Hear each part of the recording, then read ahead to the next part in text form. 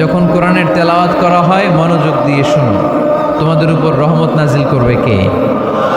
এজন্য কোরআন পড়া, কোরআন শোনা সবটাই জরুরি। আমরা যেন কোরআনের সাথে আরো বেশি সম্পর্ক গাঢ় করতে পারি, কোরআনকে যেন আমরা আমাদের বন্ধু বানাতে পারি। আল্লাহ তুমি তৌফিক দাও। আর জোরে পড়েন আমিন। আজকে আমরা সূরাতু আর রহমান থেকে কথা শুনবো ইনশাআল্লাহ। পড়েন। এই সূরাটা মুখস্থ আছে কার কার? অনেকেরই তো মুখস্থ, হাত নামান। এই সূরাটা যদি মুখস্থ নাও থাকে, এই সূরার মধ্যে এমন একটা আয়াত আছে এইটা সবার মুখস্থ, ঠিক কিনা? ফাবিআইয়ি আলা রাব্বিকুমা তুকাযযিবান, আমার কোন নেয়ামতকে তোমরা অস্বীকার করবে? এই আয়াতটা সবার মুখস্থ আছে না নাই? মজার ব্যাপার হলো এই আয়াতটা আল্লাহ তাআলা এই সূরার ভেতরে একবার, দুইবার, 5 বার, 10 বার নয়, 31 বার উল্লেখ করেছেন। কয়বার? 10 বার বললেও তো হইতো, 20 বার বললেও তো হতো, 31 বার বললেন কেন? তার মানে এটা জরুরি, এটার সিগনিফিক্যান্স, তাৎপর্য অনেক বেশি। যে জিনিস যত গুরুত্বপূর্ণ এটা বারবার বলতে হয়, ঠিক কিনা? এই জন্য আল্লাহ তাআলা বারবার বলেছেন, বারবার আমাদেরকে সচেতন করেছেন। ফাবিআইয়ি আলাই রাব্বিকুমা তুকাযযিবান, আল্লাহ বলেছেন এই মানব জাতি আর জিন জাতি, আমার কোন নেয়ামতকে তুই অস্বীকার করবি বল? কোন নেয়ামতকে অস্বীকার করবেন বলেন?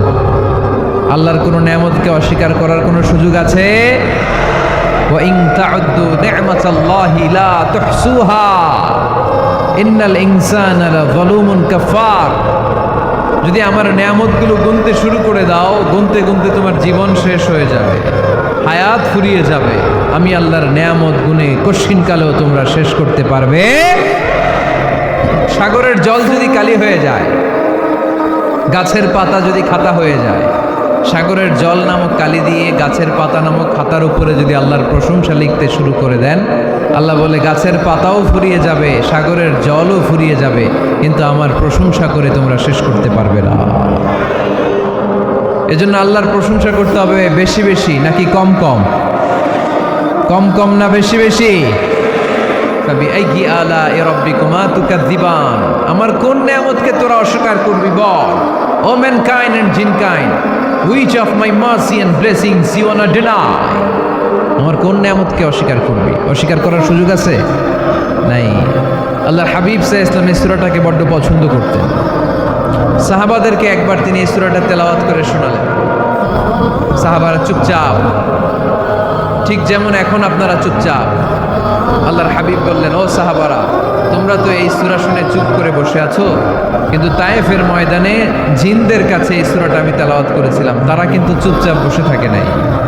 যতবার আমি ফাবিআইয়ি আলাই রাব্বিকুমা তুকাযযিবান পড়েছি, এই আয়াতের বিপরীতে তারা উত্তর দিয়েছে, কারণ এই আয়াতটা একটা প্রশ্ন। It's a question from your Lord to mankind and jinnkind. এটা আল্লাহর পক্ষ থেকে মানব জাতি এবং জিন জাতির কাছে রেখে দেওয়া একটা প্রশ্ন। ফাবিআইয়ি আলাই রাব্বিকুমা তুকাযযিবান, আমার কোন নেয়ামতকে অস্বীকার করবি তুই? আল্লাহর কোন নেয়ামত অস্বীকার করার কোনো ক্ষমতা আমাদের আছে? নাই, অসম্ভব। এজন্য এটা একটা প্রশ্ন। আল্লাহর হাবিব বললেন, ও আমার প্রাণের সাহাবারা, তোমাদের সামনে যখন সূরা রহমান তেলাওয়াত করলাম তোমরা চুপচাপ, কিন্তু তায়েফের ময়দানে যখন জিনদের কাছে তেলাওয়াত করেছি তখন তারা চুপচাপ থাকে নাই। যতবার আমি ফাবিআইয়ি আলাই রাব্বিকুমা তুকাযযিবান তেলাওয়াত করেছি, প্রত্যেকটা আয়াত শেষে এই প্রশ্নের উত্তর তারা দিয়েছে। সুবহানাল্লাহ পড়েন। যতবার এই আয়াতটা পড়েছি প্রত্যেকবার এই আয়াত শেষে তারা প্রশ্নের উত্তর দিয়েছে। তারা প্রত্যেকবার বলেছে, লা বিশাইইম মিন নিআমিকা রাব্বানা নুকাযযিবু ফালাকাল হামদু। আল্লাহ, তোমার কোনো নেয়ামত অস্বীকার করার কোনো সুযোগ নাই, সব প্রশংসার মালিক তুমি।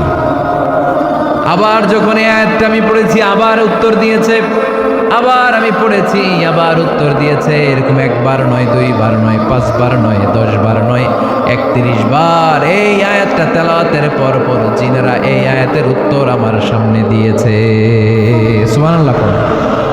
লা বিশাইইম মিন নিআমিকা রাব্বানা নুকাযযিবু ফালাকাল হামদু। We cannot deny any of your mercy and blessings. All praises to you. All praises to you, সব ক্ষমতার মালিক একজন, চিল্লায় বলতে হবে তিনি কে? তিনি হচ্ছেন আল্লাহ। সূরাতু আর রহমান, সূরার নাম কি? আরো জোরে বলেন। কোরআনের 55 নম্বর সূরা এটা। কত নাম্বার? আয়াত আছে 78টা। কয়টা? সূরাটা মাক্কি সূরা। কি সূরা? এবার প্রশ্ন করি, উত্তর দেন। এই সূরাটা কোরআনের কততম সূরা? 55। আয়াত কয়টা? 78টা। মাক্কি না মাদানী? মাশাআল্লাহ, এই তো আপনারা উত্তর করতে পেরেছেন। এই সূরাটার একটা চমৎকার নাম আছে। বাইহাকী শরীফে আল্লাহর হাবিব সাল্লাল্লাহু আলাইহি ওয়াসাল্লাম ইরশাদ করেন, ইন্না লিকুল্লি শাইইন আরুস ওয়া আরুসুল কুরআনি সূরাতু আর রহমান। আল্লাহর হাবিব বললেন, সবার জন্য একজন নববধূ আছে, কোরআনেরও একটা নববধূ আছে। কোরআনের নববধূর নাম হচ্ছে সূরা আর রহমান। আওয়াজ করে সুবহানাল্লাহ বলতে পারলেন না? নববধূ বুঝেন তো? হ্যাঁ, নতুন বউ। নববধূ মানে কি? আল্লাহর হাবিব বললেন, ইন্না লিকুল্লি শাইইন আরুস ওয়া আরুসুল কুরআনি সূরাতু আর রহমান। সবার জন্য একটা নববধূ আছে, কোরআনেরও একটা নববধূ আছে। কোরআনের নববধূর নাম সূরা আর রহমান। নববধূ যেমনি বাসর রাতে হাতে পায়ে আলতা মেখে, বেনারসি শাড়ি পরে, লিপস্টিক দিয়ে, খোপায় ফুল দিয়ে, জুয়েলারি পরে, অর্নামেন্টস পরে, মেকআপ করে, পার্লারিং করে তার স্বামীর জন্য ওই রাতে সে নিজেকে উজাড় করে সাজায়, ঠিক কিনা? ঠিক তেমনি আল্লাহ তাআলা এই দুনিয়াতে আমাদেরকে কি কি নিয়ামত দিয়েছেন, আবার কি কি নিয়ামত জান্নাতে গেলে দিবেন, তার সব কিছু বর্ণনা করে এই সূরাটাকে তিনি উজাড় করে সাজিয়েছেন। সূরাটার নাম কি? আরো জোরে বলেন, কি নাম? আর রহমান। একটা দুর্বল বর্ণনায় এসেছে, দুর্বল বর্ণনায়, যে আল্লাহ তাআলা, স্বয়ং আল্লাহ তাআলা জান্নাতে জান্নাতীদেরকে এই সূরা আর রহমানটা নিজ কণ্ঠে তেলাওয়াত করে শোনাবেন। আমরা আল্লাহর কণ্ঠের তেলাওয়াত শুনতে চাই কি চাই না? আল্লাহর তেলাওয়াত কি আমাদের মতো তেলাওয়াত? আল্লাহ দেখতে কি আমাদের মতো? লাইসা কামিসলিহি শাই, তার মতো কেউ নাই। তার মতো কেউ আছে? তার মতো কেউ নাই। তিনি তার মতো। তিনি কার মতো? তিনি তার মতো। লাইসা কামিসলিহি শাই। জান্নাতীরা যখন জান্নাতে ঢুকবে, আল্লাহ তাআলা প্রশ্ন করবেন, ও জান্নাতীরা, এই কোরআনে যত নাজ নেয়ামতের বর্ণনা দিয়েছিলাম তার সবগুলো কি তোমরা পাই টু পাই বুঝে পেয়েছো? জান্নাতীরা বলবে পেয়েছি। হঠাৎ এক জান্নাতি হাত তুলে বলবে, আল্লাহ একটা জিনিস তো পাই নাই। সবাই বলে পাইছি, তুমি পাও নাই। কি পাও নাই? কয় আমনেরই তো পাই নাই। সুবহানাল্লাহ পড়বেন না? আপনাকেই তো পাই নাই। সব দেখলাম, সব খাইলাম, সব দেখলাম, কিন্তু আপনারা তো দেখলাম না। আল্লাহ তাআলা তখন বিশাল জান্নাতের এই কনফারেন্স রুমে সবাইকে বসিয়ে আল্লাহর দিদার মানুষকে দেখাবেন। আল্লাহ তাআলা তার গোপন সৌন্দর্যকে সেদিন জান্নাতীদের সামনে প্রকাশ করে দিবেন। আল্লাহর হাবিব বসবেন ওই কনফারেন্স রুমে সবার সামনে। আল্লাহর হাবিবের পেছনে বসবে অন্যান্য নবীরা, তারপরে সোহাদা, সালেহীন, আউলিয়া সবাই বসবে ওই জান্নাতের কনফারেন্স রুমে। আমরাও যেন বসার জায়গায় পাই, আল্লাহ তুমি তৌফিক দিয়ে দিও। আল্লাহ তাআলা অনেকগুলো নূরের পর্দার পেছন থেকে নূরের ঝলকানি মারবেন। ওই ঝলকানি এক মুহূর্তের জন্য দিবেন। এক মুহূর্ত। কয় মুহূর্ত? 70,000 নূরের পর্দার কথা বলা হয়। এই বর্ণনাটাও দুর্বল। পর্দা আছে কিন্তু কয় হাজার জানে কে? আল্লাহ। ওই পর্দা সরিয়ে আল্লাহ তাআলা সৌন্দর্যের বা নূরের ঝলকানির এক আলোকচ্ছটা জান্নাতীদের সামনে তুলে ধরবেন এক মুহূর্তের জন্য। কয় মুহূর্ত? আলোকচ্ছটা দিয়েই আবার নাই, আবার সরাই ফেলবেন।